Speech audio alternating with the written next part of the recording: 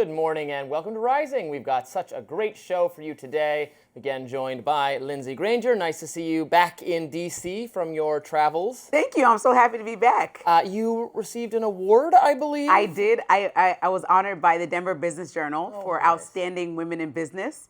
It was a nomination that came down. So I've lived in Denver for 5 years. As you guys know, I've been back and forth to D.C., but I got this award for our production company, Gilded Focus. So it was a really beautiful event, and I feel recharged and ready to see my friend Robby. Well, you are indeed outstanding. Thank you. So coming up on Rising, I'm going to discuss how President Trump's tactics on Epstein are only making things worse. Plus, Elon Musk and X scored a big win against an AI deepfake law in California. And James Carville has some bold advice for Democrats who want to, quote, save democracy. But first, we're going to talk about what's on Robby's radar. Yes, let's get to it. Now, the subject of today's radar is extremely disturbing. In fact, I am still shocked this actually happened. In the history of weird, creepy, and disturbing media stunts, I've never seen something quite like this. Think I'm exaggerating? Well, consider this. Jim Acosta, you may recall, is a former White House correspondent for CNN. He now hosts his own independent show on YouTube, and recently he participated in a baffling interview. He recorded himself talking with the AI-generated image of Joaquin Oliver, a young man who was tragically murdered in the Marjory Stoneman Douglas mass shooting in Parkland, Florida in 2018. Now, the real Joaquin Oliver had his life unfortunately cut short at just the age of 17. The simulacrum of Joaquin is not really him. It's a computer using ChatGPT-esque technology to generate responses. It's ghoulish, it's morbid to pretend that the AI is actually Joaquin Oliver. Yet that's exactly what Acosta does in this interview, in which the ex-CNN host asks him about his interests, his opinions, also what he thinks about gun control. Let's watch just a small part of this video so you get an idea of how disturbing it is. What your solution would be for gun violence? Great question. I believe in a mix of stronger gun control laws, mental health support, and community engagement. Just awful. Now look, Acosta apparently did this with the permission of Oliver's parents, who created this AI representation of their son. According to Axios, Oliver's mother will, quote, spend hours asking it questions. And look, I can't even begin to imagine this family's pain, what they've gone through. I don't blame them for using whatever tools are at their disposal to try to hold on to the memory of their son, to grieve him, to process the loss of him. There's an episode from the science fiction TV series Black Mirror about actually exactly this, a grieving widow using an AI robot to interact with a version of her deceased husband, and whether that helps you bring closure or does it, on the other hand, create a kind of false emotional closeness. But I would never judge someone in this situation. I am, however, perfectly willing to judge Jim Acosta, who should know better than to participate in this ghastly charade. First off, and quite obviously, it is deeply unethical to conduct a journalistic interview with an AI representation of a specific human being. The entity speaking in that interview is not Joaquin Oliver. Representing its responses as the genuine opinions of a human being is wrong.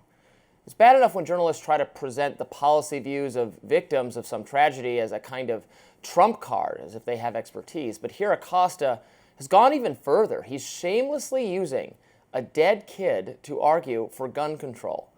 This artificial intelligence is not alive. It does not speak for Joaquin Oliver. If I claimed that I used my magic psychic powers to commune with the ghost of Thomas Jefferson, and I'll give you his opinion of what the Second Amendment really actually means about guns, you would be correct to ignore me because that's fantasy. It's not journalism. Now also, as technology improves, it may be possible to assemble even more impressive looking and sounding AI reconstructions of other people. As far as entertainment goes, that's perfectly fine. For instance, even though James Earl Jones, the voice actor for the iconic Star Wars villain Darth Vader, he passed away last year, his estate has given permission for AI versions of his voice to be used in Star Wars, in movies, shows, and video games. No issues there. That's fine. But the key difference is Darth Vader is not a real person and is not being presented to you as such. Now, in a statement to the Washington Post, Mahmoud Oliver, the father of Joaquin, said, well, we feel Joaquin has a lot of things to say, and as long as we have an option that allows us to bring that to you and to everyone, well, we will use it. If the problem you have is with the AI, you have the wrong problem. The real problem is that my son was shot. Jim Acosta added, I think Joaquin's father makes a good point. Well, shame on him. What he, Jim Acosta, is doing is wrong. Deep down, he must surely know that. And it seems to be that most people feel this way because the response on social media was incredibly 100% hostile and negative, I noticed. 100% is extreme, but maybe 99%. Because when I first saw this, I thought it was wildly inappropriate. Obviously, as somebody who studied journalism, it's wildly unethical. I understand that. And then I read more about Mahmoud Oliver, his dad, who wanted this to happen. He actually reached out to Acosta and said, I want you to do this. I think you will handle this well. So, I think Jim Acosta made a choice, but I also know that it was honored by the parents of this victim. And also, this is not the first time they've used AI. They actually had something called the Shot Line, which is like a play on hotline where many victims of the Parkland shooting were calling Congress members with their AI voices being used with permission from their parents to convince them to change some of the laws around guns. And so if that's what the parents want to do to rally and make changes so that they don't see another kid pass away the way their children did, that's a choice. And, honestly, the internet is the wild, wild west. Jim Acosta is not on CNN anymore. So if they played this interview on CNN or here at News Nation, then that would be a different story. But he's on the internet. And so these kind of things are allowed and also argued for. We would never let this happen. I assume CNN would never actually let this happen. Again, I'm not blaming the parents. I can't imagine being in their situation. But if they approached you, a journalist, wanting to do something like this, the responsible thing is to say, I'm so sorry for your loss. How can I support you? But I absolutely cannot do this. And I find it manipulative just to make what AI renderings of these victims and then having the AI calling members of Congress. Because again, we don't know what these people actually felt about these issues, if there were these policy views. Like there's an assumption there that because you've been the victim of gun violence, you think X, Y, Z are the solutions to these kinds of problems. I mean, who knows if they even think that? So then it's like a kind of fraud to be saying, well, here's what the kids would be saying if they were alive. Well, you don't even know that. So it just seems very bad to me. It can get murky. I read something in May, an AI version of a man that was killed in a road rage incident in Arizona. They played an AI version of that person in the courtroom. That's awful. And the judge responded favorably to it and was like, thank you so much for that. As angry as you are to the family, justifiably. To me, I know how you're saying, so it's happening across the board. But then, the same person who wants deregulation on some of these videos, which would be you, right? Yes. Where does it draw the line? Just if someone's deceased, or does it? Well, I'm not saying they should be prevented legally from doing it. Jim Acosta has First Amendment rights. He can absolutely do this. I'm just criticizing him for it. The court thing might be a little different because what you're allowed to bring, what information and evidence you're allowed to introduce into a courtroom is not just like whatever the First Amendment allows, right? It's the judge's courtroom. They get to decide. There's rules of evidence and procedure. You can't just ask questions, when when your attorney is cross-examining, you can't just go in whatever direction you want. So, but the internet also is not full of journalists. We talk about that all the time, right? Yeah. And so Jim Acosta has transitioned maybe into a new role, which is to be the person that shares opinion and does the Joe Rogan thing, right? Jerk. That's the new position. Maybe that's a new position. No. Why does he have to get called names? Because he made a choice. I think he deserves a lot of derision for doing this. And you're right, though. We will talk about the court decision on the AI deepfakes. I have a feeling you and I are going to disagree. I want to hear your consistent take in that. But look, I will be preparing for it mentally. It's coming later in the show. Up next, James Carville has some bold advice for Democrats if they want to, quote, save democracy. We'll be right back. Longtime Democratic strategist James Carville has some bold advice for Democrats if they want to, quote, save democracy. So Carville appeared Wednesday on his Politics War Room podcast with the journalist Al Hunt. The two were discussing the current redistricting war between Republican and Democratic states when Carville suggested Democrats should take things a little further. Let's listen. If the Democrats win the presidency, the Senate, and the House in 2028, which is not impossible. I don't know if you say likely or possible. I don't know what word but it's certainly not impossible. They are just going to have to unilaterally add Puerto Rico and the District of Columbia states.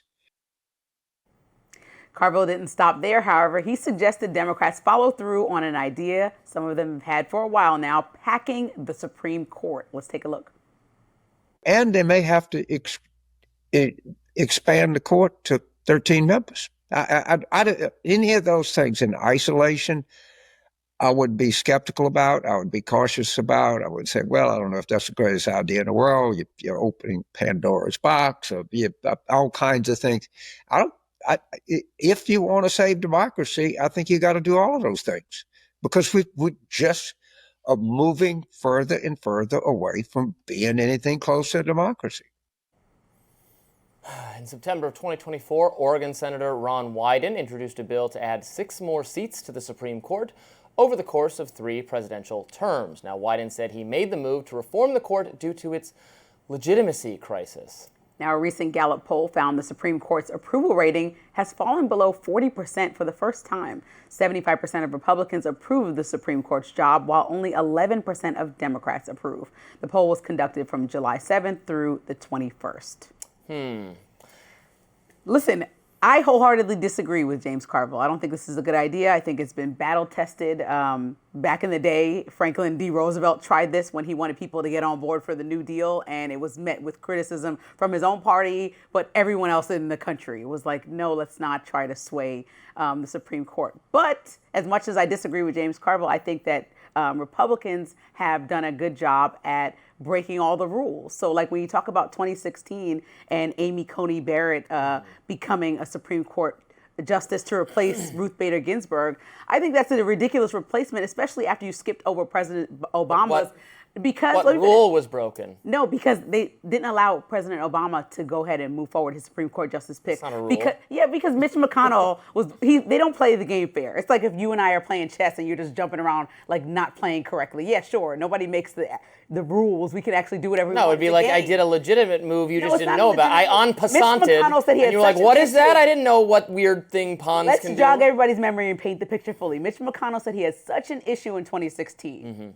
Allowing Obama to pick on his way out the door a Supreme Court justice, okay? And then right after that, on the heels of that, he allowed President Trump to pick a Supreme Court justice at the end of his term. So you cannot be swaying that much unless you're trying to be partisan. The Supreme Court is supposed to be apolitical, and so by doing things like that, it makes the trust around the country. It's not apolitical. No, it should be apolitical, though. That's the institution. So you already telling me as a Democrat and Republican that you don't believe in this institution, so then let's just make it political then. Let's stack the court then. We might as well move forward. Well, the reason... As much as I disagree with it, we might as well move forward with that tactic if it's truly not going to try to be apolitical. The reason not to do that is like, well, look at James Carville's excuse for it. It's like, we got to save democracy. Democracy is going to be saved.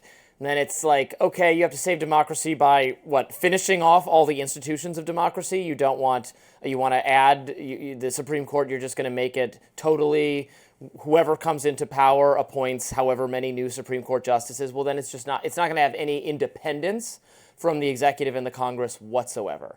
And that doesn't seem like a good idea because your party is not going to rule forever. So we're going to have to set it up so that, like he's saying, that's what we should do if Democrats take all 3 branches, or both houses of Congress and president. Because you need that in order to... Yeah, and then Republicans will do it back. And the only thing stopping Republicans from adding like 800... frothing at the mouth MAGA extremist people to the Supreme Court is that they don't want to do that. And then if Democrats win, they'll add like Antifa to the Supreme Court or something. There's just like a kind of a peace arrangement to not go down this road. So the second Democrats do it, Republicans will do it.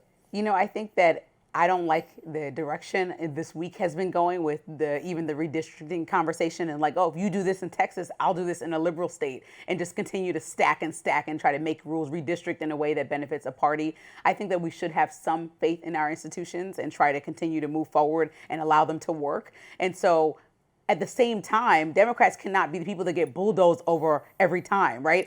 Republicans have a backbone by playing games, like not allowing President Obama to pick a justice, but then allowing Trump to pick a justice at the end of his term. Democrats playing games. So Democrats should join the game. People get mad at Jasmine Crockett for joining the game.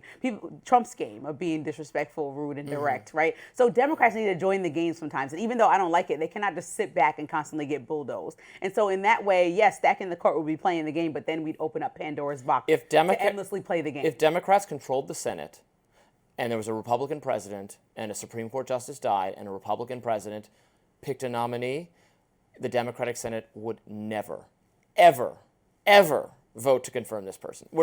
The reality of the world we live in now is that if there's a vacancy on the Supreme Court and the president and the Senate are controlled by opposite parties, the vacancy will not be filled. That's just how it is. That's the reality is that Republicans do a great job of staying in lockstep with one another and following the guidelines. The reality is that Democrats fail to do that sometimes. And sometimes Republicans put the person like Trump over the party, over the policy and the people, because they stay so much in lockstep. You know what I mean? Like changing their stance. Like even you said MAGA is going to change their stance about Epstein because it's lockstep. Trump is the policy. No, he's not. He just follow whatever he does is not a policy. Well, and so that's how the base feels. Yeah, that's Republicans love Donald Trump. Yeah, they love him. He has to be allowed. Democrats to be don't know what this feels like because they don't have someone their party loves. Okay, but even if they did, I would hope that you hold their feet to the fire and make them do the things that they, one, promised on the campaign trail, but then two, that actually affect you positively. People cannot just blindly support people, but that's what Republicans do well. I'm giving kudos. I'm just telling you, Democrats need to start doing that. So that requires, not breaking the rules, but, like bending them a little bit, like just abolish the Electoral College, abolish the Senate entirely. These are all Democratic ideas, by the way, because we're saving democracy. Saving democracy, preserving our country by fundamentally remaking all of the actual institutions that have existed for 200 years. But you don't trust these institutions. The same people are complaining. I'm saying it's the whole MAGA for base Democrats doesn't to trust say it. that. But if the MAGA base doesn't trust the institutions and we keep politicizing them, then why keep them as is? I think the loudest call has been for a complete change in the way our government's run and a lack of trust by constituents on both sides of the aisle. I'm for restoring our government back to the vision of our founders. It has grown out of control beyond the prescriptions of our Constitution and our Bill of Rights, and I want to turn that dial back down. Let's go 1776. Let's go, not 1776, that's before even the Constitution, but let's go back to the earlier days of the views of what our founders were for how government would be constrained, a more federalist system, have more independent autonomy and decision-making by the states. So instead of these very divisive social and cultural battles taking place via the landscape of federal, national government policy, we can just let states do what they want, and this state can do it that way, and this state can do it that way. If you don't like this state, you can move here. And that would be, that's my remedy for making us less at each other's throats. We need to win the government, and then we need to fundamentally remake it in our image, and we need to control the Supreme Court. I hear you, and I agree with you. Power, I agree with you. But then there's less of a reason to do that. When you think about the consistent things that the Republicans are doing, then it disagrees with what you're saying. They're trying to gain political power, so they're redistricting in Texas. Right. They're trying to gain political power, so they're putting people in the Supreme Court that have allegiance to President Trump for the most part. Right? So this is like... I don't think you can say the people on the Supreme Court have allegiance to President Trump. Okay, but they're not They apolitical. rule against him. They're not apolitical. Well, none of them are. The Democratic ones aren't apolitical either. But they're ideologically independent of Trump. They have views and ideologies, obviously, but they're not. They rule against Trump all the time. All the time. That's not because they're not accountable to MAGA voters. A new report saying Trump is looking to get involved with the high-stakes New York City mayoral race. How MAMDANI and AOC are responding after the break. Don't go anywhere. President Trump is reportedly weighing in on getting more involved in the New York City mayoral race. According to the New York Times, the president had meetings to discuss how to stop candidate Zohran Mamdani from winning that race. Now, the Times also reports President Trump has even had a phone call with candidate Andrew Cuomo, Mamdani's biggest challenger. But the former governor's campaign denies these allegations, releasing a statement saying Cuomo and Trump haven't spoken in some time and have not discussed the race. Cuomo sources tell CBS New York that the president actually prefers Mamdani to win the race, despite calling the Democrat a socialist and a communist. Mamdani is also responding to these reports of Trump's involvement, saying, quote, despite any attempt for President Trump to interfere with the election, he has faith in New Yorkers. Also saying the job of a New York City mayor is not to be a jester for a wannabe king. Congresswoman Alexandria Ocasio-Cortez also urging Democratic leadership to unite around Mamdani, saying if they don't do it now, how can they call for party unity later? President Trump spoke earlier about candidate Mamdani. Let's take a listen. And he's not a socialist. He's a communist, okay? This is not a socialist, man. This is a communist. If you look at any of his policies and go back 6 months, you don't even have to go back further than that. So they want to put a communist in New York. Now, the good news is we have a lot of power over that because we're the ones with the money. We send the money. We don't send the money. It's up to the White House. A lot of power in the White House. Communist MAMDANI. I don't like it. Trump is way too ingrained in this. He already influenced the mayoral race by what did he do? He dismissed those corruption charges from Eric Adams. Eric Adams wouldn't have been able to be part of this race if he hadn't done that. And so he's already involved in that way. Now he wants to get involved with Cuomo. He seems like he's doing anything in his power to be involved. Not tipping the scales against a candidate would be to just not helping everybody out, having a conversation with Cuomo, everyone but MAMDANI, I mean. So like he's too involved with this. There's so many things for the president to do besides be involved in a local race. And also, in what world would President Trump... He's a resident of New York City. Okay, but and Florida and so many other places. But in what world would a President Trump endorsement help a Democrat in New York? Like, tell me that. That's ridiculous. Cuomo, like, do you want to lose? That doesn't actually help. Well, that might be correct, which is probably why Cuomo's people denied that they had talked, and MAMDANI's people said, yeah, he wants Cuomo to win, and Cuomo's people say, no, he actually wants MAMDANI to win. He might actually want MAMDANI to win just because MAMDANI makes a much more appealing Democrat to choose as the opposition, the way AOC does for Republicans. Like, they need someone to beat up on, to be like, look, this is socialism is going to take over unless you Republicans and moderates who aren't totally comfortable with or on board with or in support of Trump, you'll get AOC and MAMDANI and not even socialism, but communism. And the other option is a bureaucratic person that's been in public office for years that nobody wants, that also was terrible during terrible during the pandemic. And then the other option is Mayor Adams, who likes to go to the parties every week and not actually do anything serious, who also was cleared of corruption charges and now owes President Trump something for that clearance, right? Quid pro quo is what I believe. Now he changed his party all of a sudden. No, so there is another. Curtis Sliwa. There's a Republican. Yeah, but that's not happening in New York. So just it's not my problem. I don't live in New York, and hopefully never will. But MAMDANI's personality and politics will be used as a foil by Republicans for years to come. Like helping moms afford free child care and helping moms out. No, like globalize the intifada and have government-run grocery stores and abolish the police in the name of like bringing queer equality or down whatever. for everyday Americans. You know, let's go back to his 2020 helping out to the tweets. Economy and doing things that New Yorkers are looking for him to do. I know all that could be so. Are they looking to put the government in charge of the grocery store? They're looking for cheaper prices. He's provided a solution and not just. Do things ever get cheaper when the government's put in charge of them? Look, that's all the time we have, so we'll talk about it later. Coming up, Trump is trying to shout down many of the questions about his connection to Epstein, and it might be actually making things worse. I plan to unpack that in my lens coming up, so just make sure you stick around. Welcome back to Rising. What's in your lens, Lindsay? I feel like I can probably guess what it's about. It's going to be Epstein. So the president keeps trying to change the subject from Jeffrey Epstein, but his tactics are only making it worse. Whether you think the Epstein saga is about exposing a powerful trafficking ring or just tabloid fodder, it's clear this White House doesn't want you to ask too many questions. Let's be real. If you didn't want people to think you're hiding something, why would you respond like this? Look, the whole thing is a hoax. It's put out by the Democrats because we've had the most successful 6 months in the history of our country. And that's just a way of trying to divert attention to something that's total okay? So that's not the exact language of someone with nothing to hide. And while the president wants the public to move on, the questions around his ties to Epstein and now Ghislaine Maxwell aren't going anywhere. We're learning that a high-level meeting between the DOJ and White House officials was allegedly planned to discuss releasing an interview between Maxwell and the Deputy Attorney Todd Blanche, but also many other things. Then suddenly that meeting was canceled, or if you believe the vice president's spokesperson, it was never planned in the first place. Either way, weird.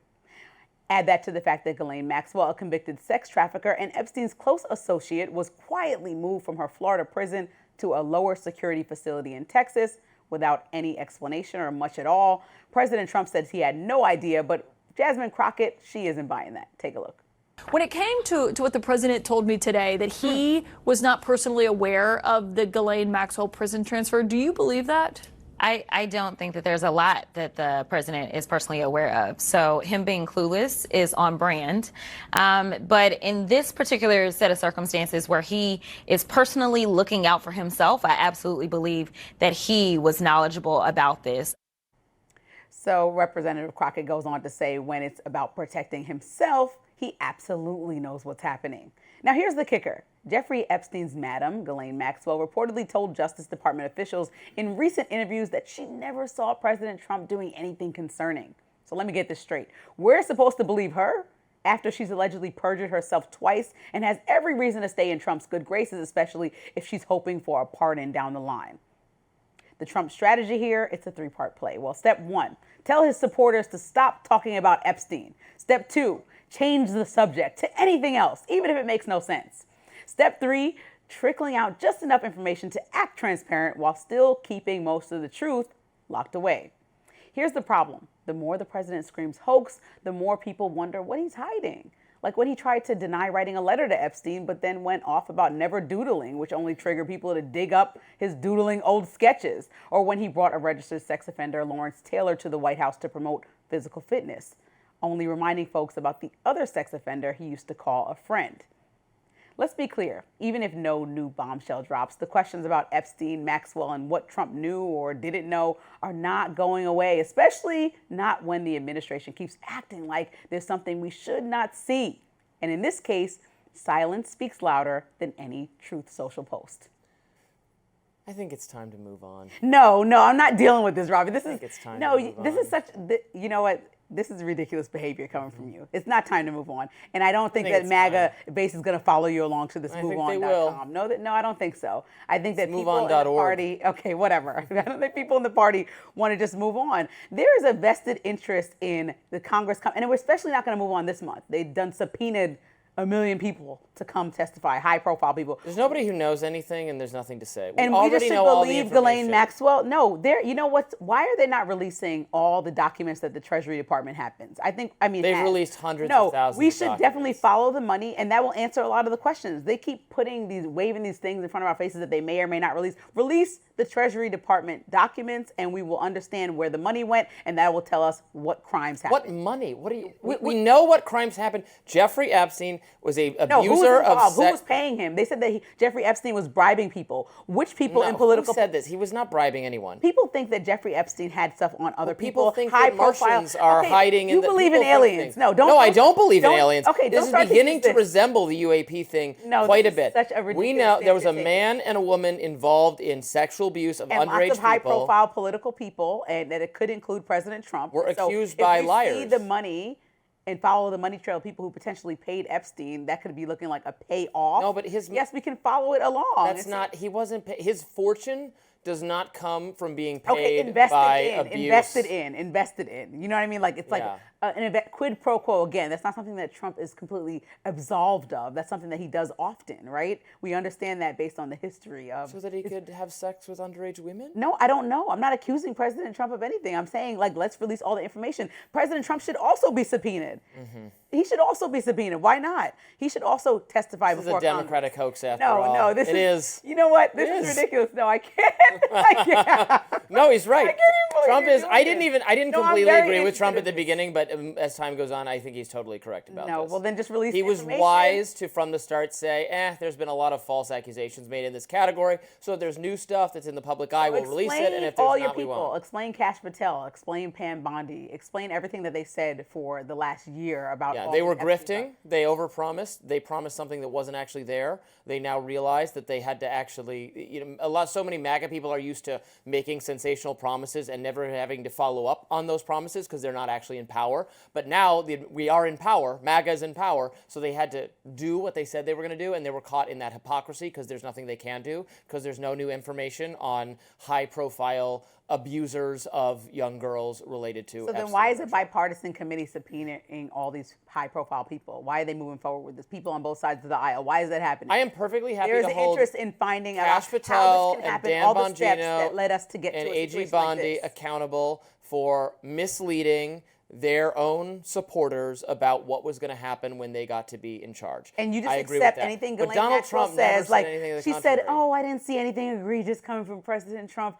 Yes, I want a favor from him, but I just want to also let you know he's the best guy in the world." We can't accept what Ghislaine Maxwell has to say either way. If Exactly, Ghislaine so- Maxwell came out tomorrow and said, "I got the dirt on all sorts of people," we wouldn't believe that. So why are we okay with Todd Blanche going to meet with her, Trump's friend and personal lawyer? Why are we okay with that? You need to just keep it consistent. There is I'm very very nothing upset to with you see right now. here. No. You are okay It's with true, that? though. No. What is the strategy here? What was given to Ghislaine Maxwell to make her feel comfortable enough to move so fluidly, move down to a lower security prison, ask for pardons, ask the Supreme Court to review the case? Like, she is moving in a way of a free or about to be I don't free think she'd woman. be pardoned. Okay, but this is what might be happening. And so you have any fuel for President Trump if he pardons her? Does that bother you at all? Yeah, I don't think he's going to, and I don't think he should. Why would he pardon her? There's nothing Because to she pardon might her over. make his base happy and speak about the lies that she wants to tell to make him happy. That's the She's agreement. gonna- That's why she's we want to going know to about. You think she's going to make false accusations against Democrats on Trump's behalf, and then she's going to get a pardon? Name That's what you everybody think else is gonna besides happen. President Trump. Yeah, that would Good. be And very that's bad. acceptable to you.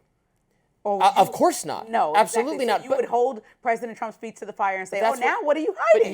the Epstein, the truther people are holding up known false accusations, false accusers like Virginia Giuffre, who made admittedly false accusations because she retracted them, and a whole bunch of other people who made millions of dollars accusing prominent people, and that grift, which has been held up as truth, is just the same Me Too overreach type stuff. It's the exact same thing. That's Look, the basis of this whole story at this point. Robby, of the people that were interested in this. I agreed to you and honestly said I was not interested in this at first, but the MAGA base was so interested in this, I got on board, and now I'm getting abandoned because it's a hoax? No, I'm interested now All in I the want to information know, you presented to me. my only So I remaining would like to continue question forward. is the intelligence connection, because Ghislaine Maxwell was connected through her father, or her father at least was connected to Mossad, and so if Epstein was protected, or if there were law enforcement looking the other way because he was working in an intelligence asset capacity, that remains plausible to me, and I would like that question still answered. If we have information, I would like them to tell us more.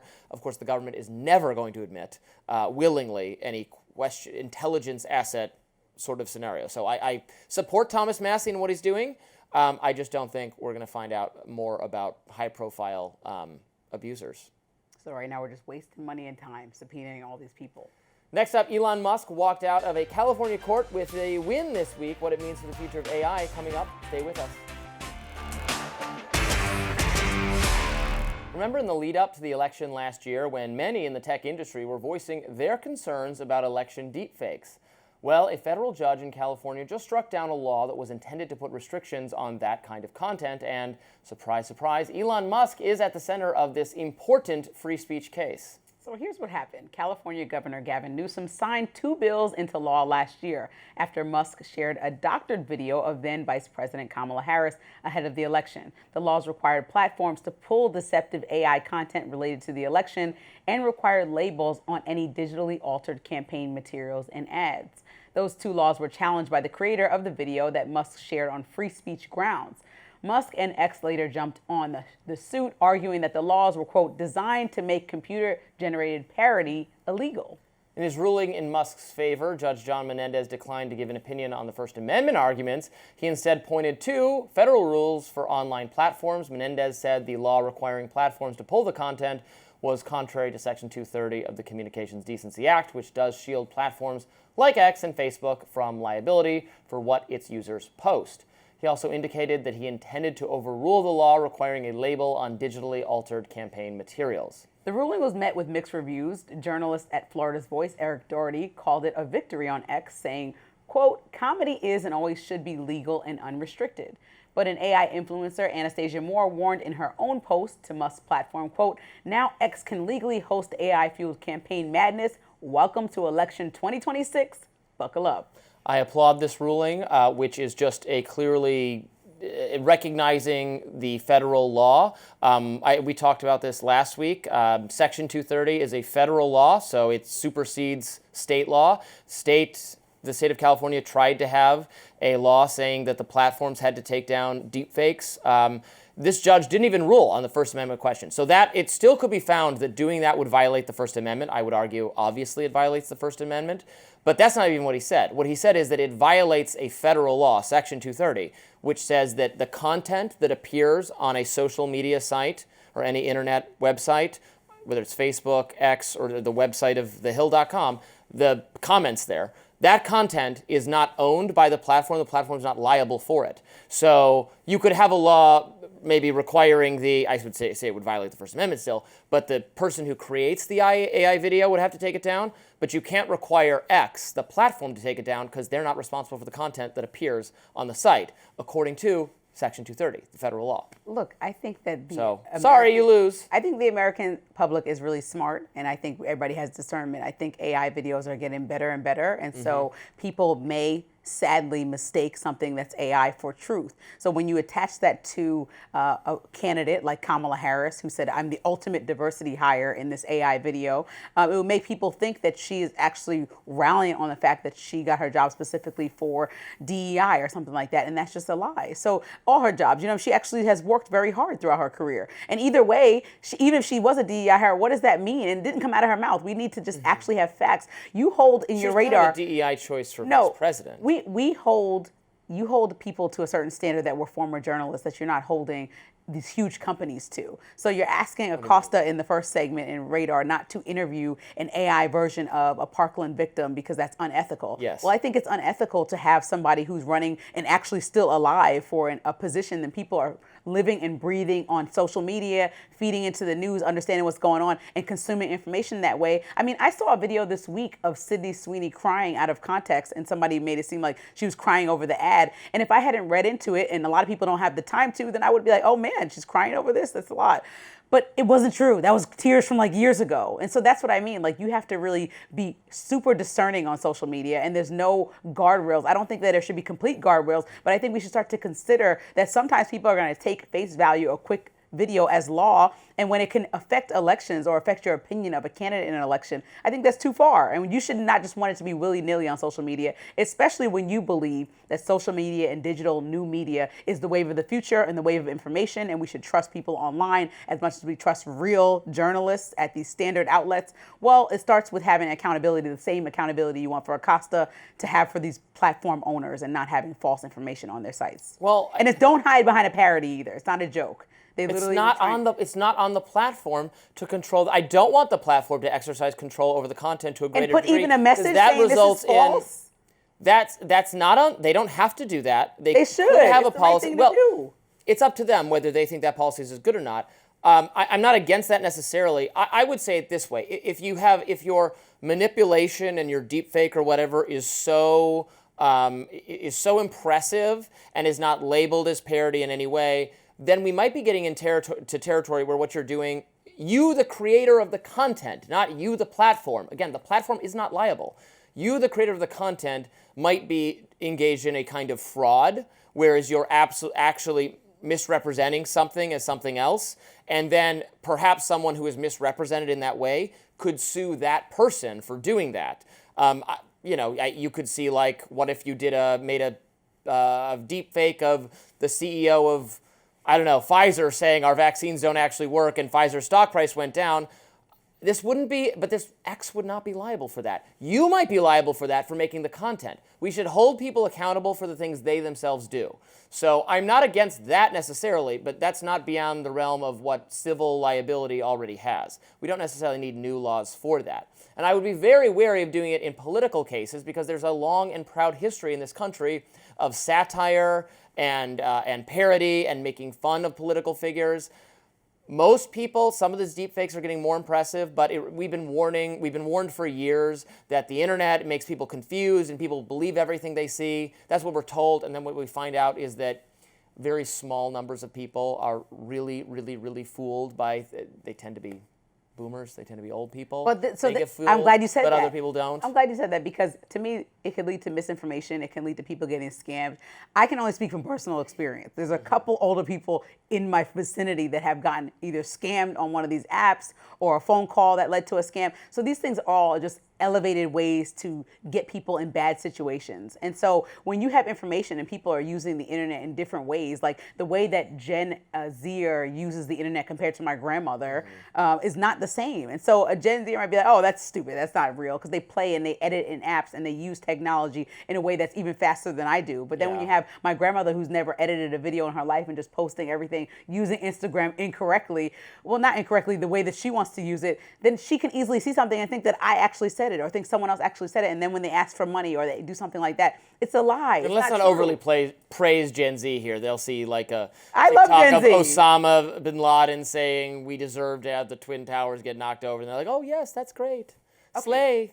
My point is that that's not right either. And so I think at the very least, like, these social media companies should have the responsibility of labeling something as incorrect information or needs more detail, where somebody can drop down and actually explain stuff, like we saw on Instagram during the pandemic. Like, we can't just have lies going up there, especially people were in disarray. People were getting the wrong information, like, oh, this is not accurate. Like, vaccines require this. Like, there's so much information out there. People need the correct information. Absolutely not yes. for 1 second. No, you just pointed to examples that show why this is a bad idea. The labels, those little fact check, well, who gets to decide? Those ended up being wrong all the time. Let unbiased AI that you trust in decide, right? Just like you can put it in there, let unbiased AI gather information based on data and real research. Okay, well, X actually does this already, the community notes function. And you can ask Grok. You can put a community notes. Wrong and racist.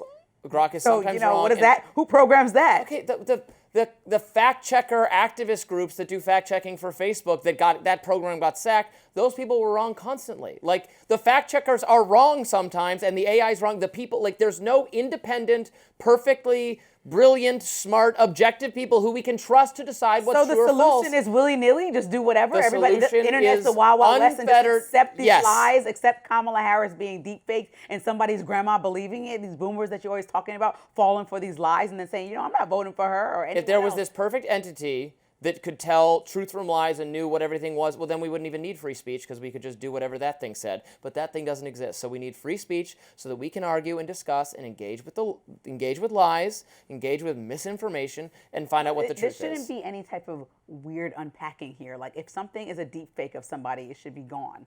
That's it. It shouldn't be misrepresenting anything that they actually feel, dead or alive. You should agree with that. Yes, you shouldn't misrepresent somebody's thoughts, or that leads into defamation of character. We shouldn't defame people. We shouldn't create fraud. And I think it's better for it to be labeled. And maybe if it's not labeled, you could be sued over it. But that's different from saying the platform ought to or be obligated to do something. And if you really feel that way, you can do that. You have to amend Section 230, which is a federal law. States can't just supersede what the federal government's social media policy is. Next up, a new Levi's jeans ad starring Beyoncé is reigniting the culture war over my favorite subject, the Sydney Sweeney American Eagle Good Jeans ad. Love it. We'll break it down right after this. Columbia University student Mahmoud Khalil, who was detained and disappeared by ICE, is speaking out just weeks after being released by a federal judge. Khalil sat down with New York Times columnist Ezra Klein in an all-encompassing interview. They discussed everything from Khalil's upbringing, leading the student pro-Palestine protests at Columbia, and his detention by the Trump administration. Let's take a look. A Palestinian. My name is Mahmoud. And I was vocal in the media.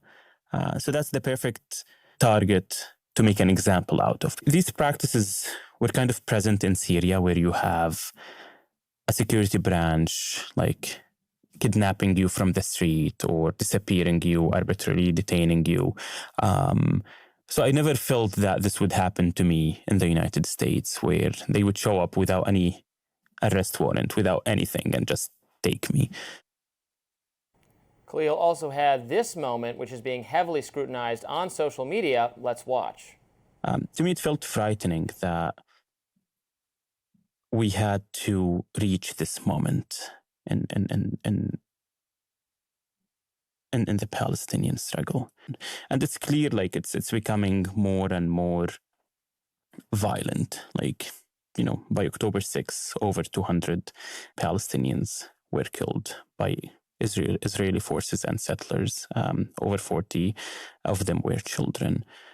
So that's what I mean by, unfortunately, we couldn't avoid such a moment. Now, the Free Press founder and editor Bari Weiss reacted to that clip, writing, "This is absolutely insane. Listen and think about what he's saying here. We couldn't avoid the slaughter of the Bibas children, really?" On the other hand, some on social media are sympathetic towards Khalil. Author and podcaster Kate Willett writes, quote, Mahmoud Khalil's interview with Ezra Klein is good. The sheer horror of what Khalil went through at the hands of Trump and ICE is even worse than I thought.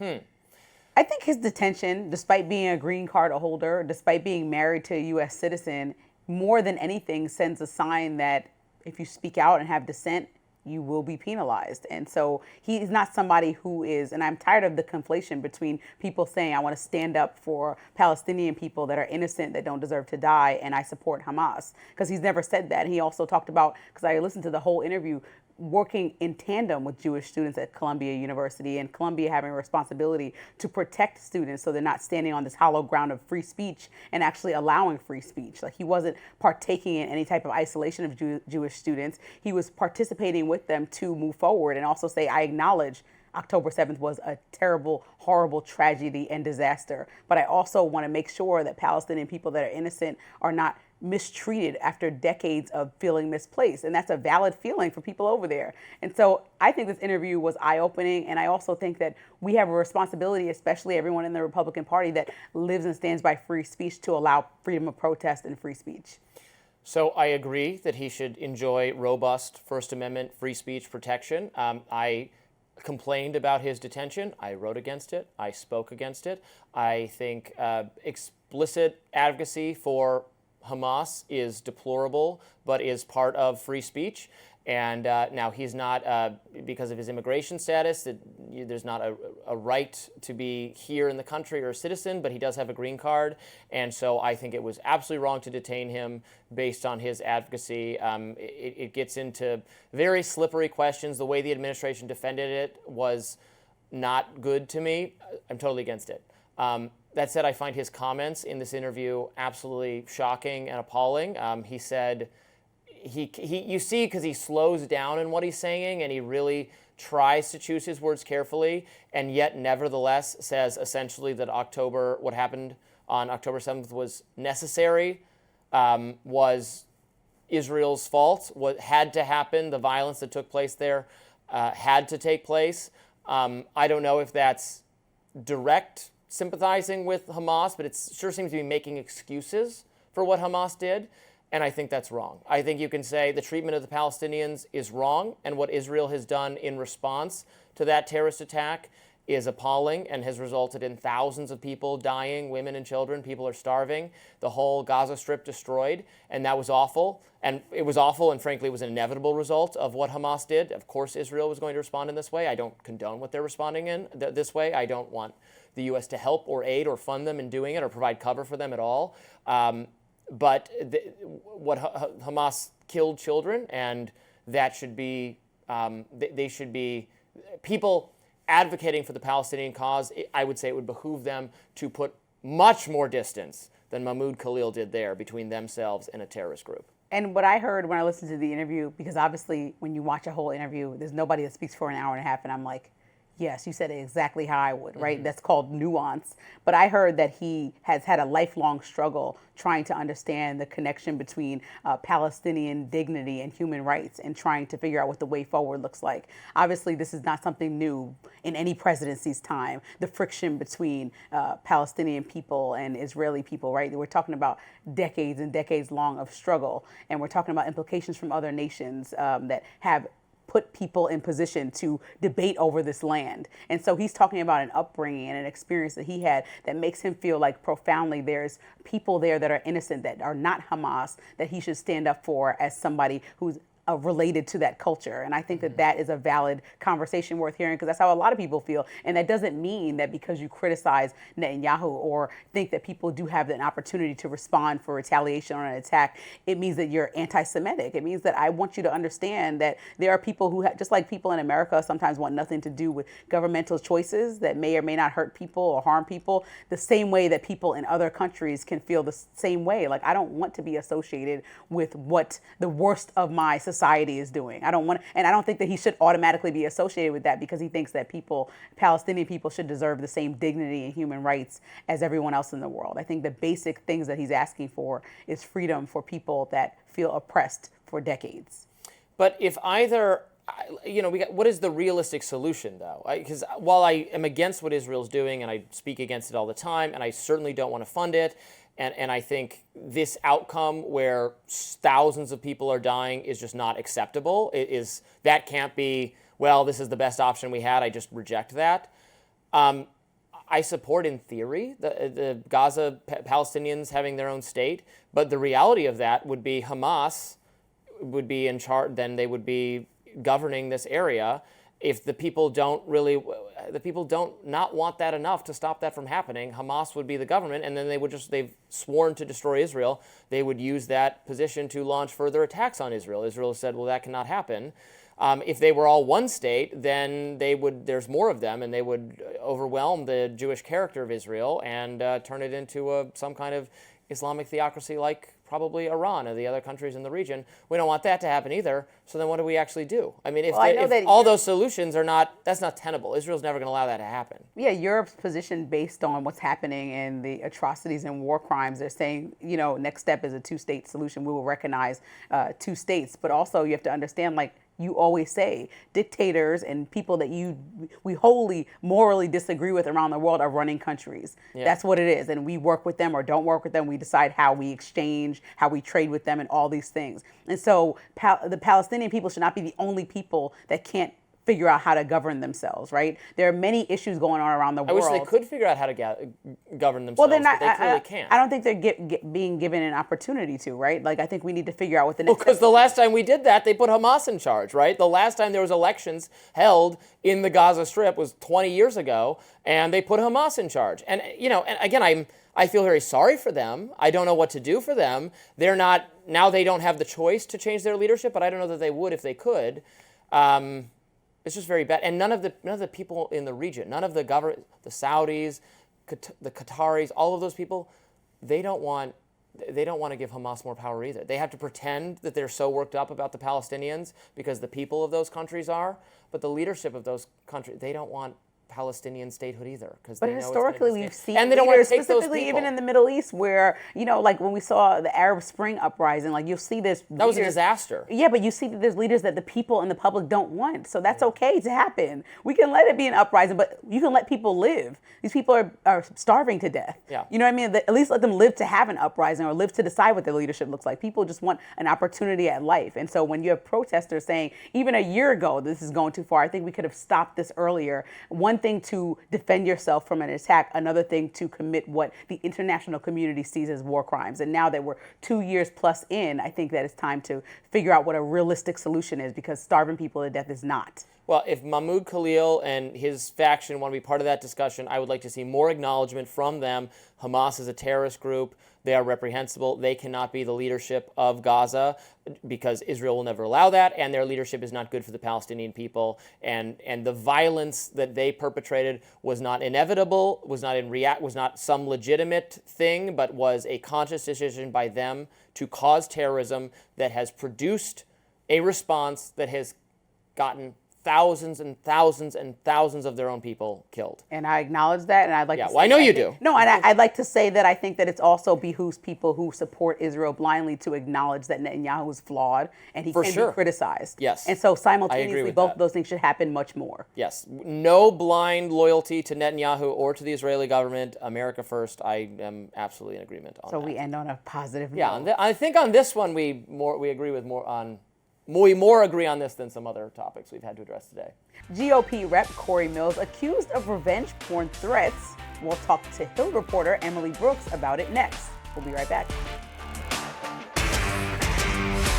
Florida Republican Congressman Cory Mills is under investigation after Miss United States and Florida state official Lindsey Langston accused him of a revenge porn threat. According to an interview on July 14th with the police in Columbia County, Florida, 25-year-old Langston claimed Mills, who's 45, threatened to release explicit videos of her after they broke up earlier this year. She also alleges the last communication she had with him was in June when Mills messaged her, quote, "I hope you hold your crown till the end." Mills denies these allegations in a statement to Hill reporter Emily Brooks. He writes that the claims are, quote, "false and misrepresent the nature of my interactions." Mills also called out Langton's lawyer, Anthony Sabatini, who did run against Mills in a 2022 congressional race, and lost. Joining us now to unpack this is The Hill's Emily Brooks. Nice to see you, Emily. Thanks for having me. Yeah, let's get right into it. Can you be more specific about what the accusation actually is? Yeah, so this is a lot of really messy personal accusations here. So Lindsey Langston, the current reigning Miss United States and Republican official in California on the party committee, says that several years ago she entered into a romantic relationship with Congressman Cory Mills, and after he told her that his divorce was finalized, she moved in with him in his Florida residence.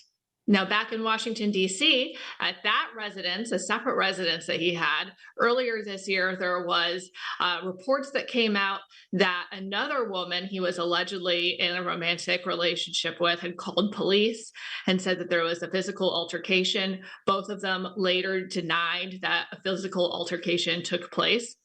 But Lindsey Langston saw those reports, and essentially after that, then their relationship ended. After that, she says that she's gotten a lot of messages from Cory Mills threatening to release some sexual videos and images that he has of her, and threatening to get into physical confrontations with potential future boyfriends that Lindsey Langston might have. So she went to police and told them about these allegations. It's documented in a police report. This has been forwarded up from that county sheriff's department to the state law enforcement agency, which said it had received that police incident report and allegations and declined to comment further on the matter. So Cory Mills is denying that this is exactly what happened, and saying that he's not going to comment further on this time, but certainly very salacious, messy situation here. Emily, this is messy. This sounds like a soap opera. So I want to know, like, with the political attack that he's calling this, how do you weigh his stance against the information or so-called proof, alleged proof that you have already to prove that it's even worth telling the story and not a political attack? Well, when you have somebody go to a police station and give an interview, I mean, that's pretty weighty consideration when you're talking about allegations of this nature. And you have law enforcement considering these allegations, looking at it. That's, pretty notable. That's worth reporting on. We have to report that. Now, Anthony Sabatini did run against Cory Mills in 2022 in the Republican primary for that seat. And I remember covering that race and talking to both of these men at that time in 2022. So it's very, Florida politics, that these things just keep on, these relationships keep on evolving in sometimes nasty ways. Now, Anthony Sabatini, did say, look at the text messages, look at this report. I'm not mentioned in this. And so he's saying that this isn't a political attack, as Cory Mills is alleging. He gave to me some screenshots of that messages that Cory Mills allegedly sent, and he has posted those on social media as well. They say things like, give me his number and I can send him videos.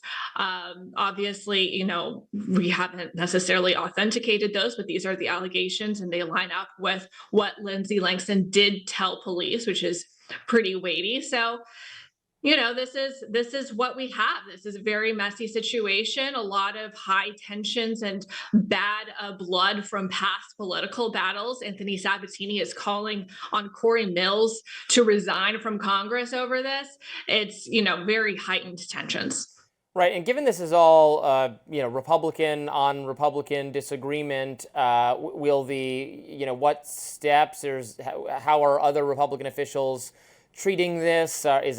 Is it possible that Cory Mills is disciplined by some kind of losing, committee or being suspended from committee responsibilities or things of that nature? I haven't heard about Republicans in Congress taking it that far now.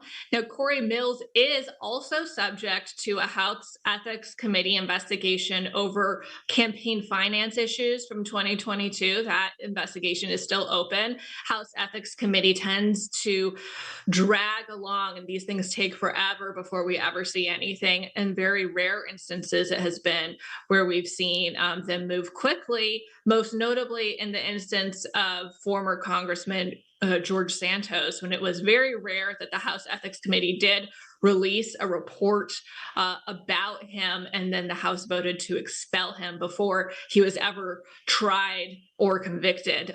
Now, of course, Cory Mills, it's very important to say, has not been charged with a crime and has not been charged with anything. And so that's usually the first step before a congressman is ever disciplined, taken off of committees, or even removed from the House or resigns. And even when congressmen have been indicted before they are convicted, they, in the past, historically, have continued to serve in Congress, even if at that point maybe they're not on committees. But because Cory Mills has not been charged with any crimes, nothing has happened yet. Also, Congress is out on recess right now. We'll see if this affects anything when he gets back. And does this raise any larger questions about things like digital abuse overall for Congress to look at, or power dynamics, or even the potential misuse of intimate materials? I know these subjects have been brought up over the recent years, specifically through Congress. So do you think that this is going to continue to elevate those conversations? Because I think in some municipalities, I think it depends what the state of even like doing revenge porn is, whether it's illegal, but maybe threatening to do it is always going to be something that law enforcement takes seriously. I know it's an issue that is still being discussed, at least at the federal level.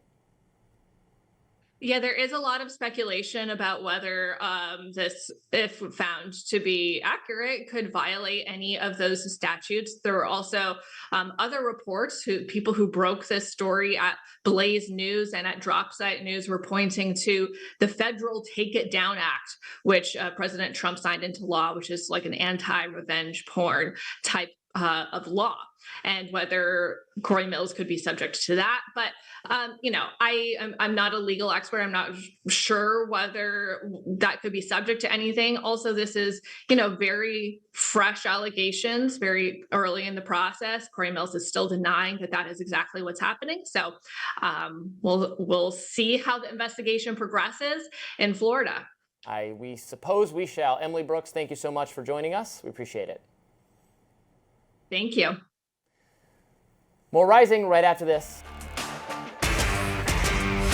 Sydney Sweeney and her so-called good genes, not so-called in my opinion, have been the latest grist for the gossip mill, and now conservative pundit Megyn Kelly is beefing with an Obama bro over the actress's infamous American Eagle ad. Infamous and popular. Kelly is ripping singer-songwriter Beyoncé's new Levi jeans ad campaign, who appeared in the promotion with blonde curly hair. Megyn Kelly writes on X, "This is the opposite of the Sydney Sweeney ad. Quite clearly, there's nothing natural about Beyoncé. Everything from her image to her fame to her success to her look below, bought and paid for, screams artificial, fake, enhanced, trying too hard." The ad campaign is an apparent nod to Beyoncé's recent album featuring a song called Levi's Jeans. Kelly's comments come amid a larger cultural debate over Sweeney's American Eagle ad, which critics say has racist undertones and promotes eugenics. Former Obama staffer and Pod Save America co-host Jon Favreau clapped back at Kelly, writing, quote, "From a purely political standpoint, I'd be absolutely thrilled if you guys talked about this every day from now until the midterms. I would love nothing more than for voters to know about your obsession with celebrity jeans ads." Meanwhile, President Trump weighed in on the ad this past week on True Social, writing, "Sydney Sweeney, a registered Republican, has the hottest ad out there. It's for American Eagle, and the jeans are flying off the shelves. Go get them, Sydney." Why do you love this story so much? Or are you being sarcastic? No, it's just... I wanted to start I like here. Cultural little cancel culture, wokeness battles. This is was my bread and butter for years. And I want to start here.